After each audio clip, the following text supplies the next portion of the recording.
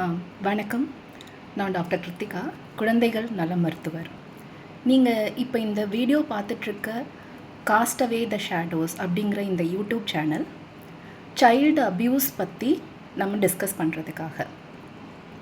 Child abuse அப்படின்னா குழந்தைகளுக்கு இழைக்கிற துஷ்பிரயோகம் இல்லைன்னா தீங்கிழைக்கிறதுன்னு சொல்லலாம். குழந்தைகளுக்கு உடல் ரீதியாகவோ மன ரீதியாகவோ பாலியல் ரீதியாகவோ தீங்கிழைக்கிறது. அப்படி இல்லைன்னா குழந்தைகளுக்கு தேவையானவைகளை புறக்கணித்தல். இதில் எதுவாக இருந்தாலும் அது சைல்டு அப்யூஸ்ன்னு தான் சொல்லுவோம்.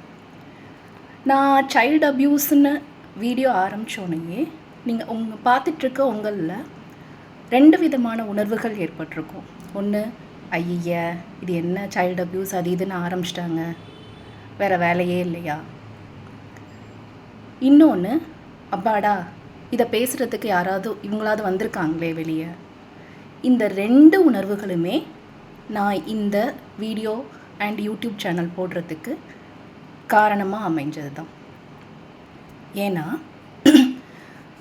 Cry child rights and you அப்படிங்கிற ஒரு ஆர்கனைசேஷன் எடுத்த கணக்கெடுப்பில் 2016லேருந்து 2022 வரைக்குமே குழந்தைகளுக்கு எதிரான பாலியல் குற்றங்கள் 96% அதிகரிச்சிருக்கு. இந்த 6 வருஷத்தில் 96%. இதில் 95% குழந்தைகளுக்கு அந்த தீங்கை இழைச்சவங்க குழந்தைகளுக்கு தெரிஞ்சவங்க. அந்த தெரிஞ்சவங்கள்லேயே 95%லேயே 54% குழந்தைங்க கூடவே இருக்கிற குடும்ப உறுப்பினர்கள், நண்பர்கள், பக்கத்து வீட்டுக்காரங்க, இந்த மாதிரி க்ளோஸாக இருக்கிறவங்களே குழந்தைகளுக்கு அந்த தீங்கை விளைவிச்சிருக்காங்க. ஸோ பெற்றோர்களாக நம்ம குழந்தைகளுக்கு அவங்களால செய்ய முடியாததை நம்ம ஹெல்ப் பண்ணி செஞ்சு கொடுக்குறோம். அவங்களால படிக்க முடியலைன்னா அதுக்காக ஹெல்ப் பண்ணி படிக்க வைக்கிறோம், பக்கத்தில் உட்காடுறோம், சொல்லித்தரோம், முதல் மார்க் எடுக்கணும் அப்படின்னு நினைக்கிறோம். ஸோ உடம்பு ரீதியாக குழந்தைகளுக்கு நம்ம எவ்வளவோ ஹெல்ப் பண்ணுறோம். இந்த விஷயத்தில் அவங்க மனசை புரிஞ்சிக்கிட்டு அவங்களோட கன்ஃபியூஷன், ஃபர்ஸ்ட் ஆஃப் ஆல் அவங்களுக்கு குழந்தைகளுக்கு இந்த பாலியல் ரீதியான தீங்குகள் ஏன் ஏற்படுது அப்படின்னா அவங்க வெளியில் சொல்கிறது கிடையாது. நம்மக்கிட்டேருந்து அவங்க கற்றுக்கிறது தான் எல்லா நல்லது தீங்கும்.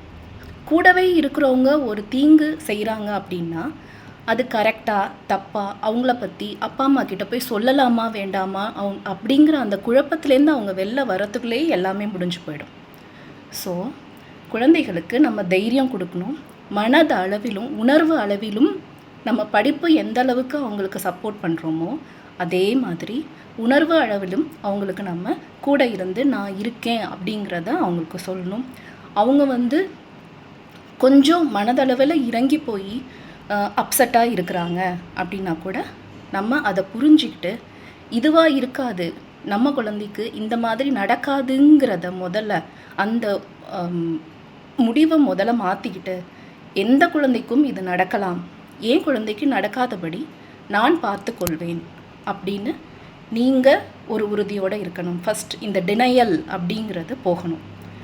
ஸோ பெற்றோர்களே, உங்களுக்காக தான் முக்கியமாக இந்த சேனல். ப்ளீஸ் உங்களோட மனதளவிலான அந்த பயத்தை போக்கிட்டு நமக்கும் குழந்தை இருக்குது, நம்மளும் அக்செப்ட் பண்ணிக்கணும்.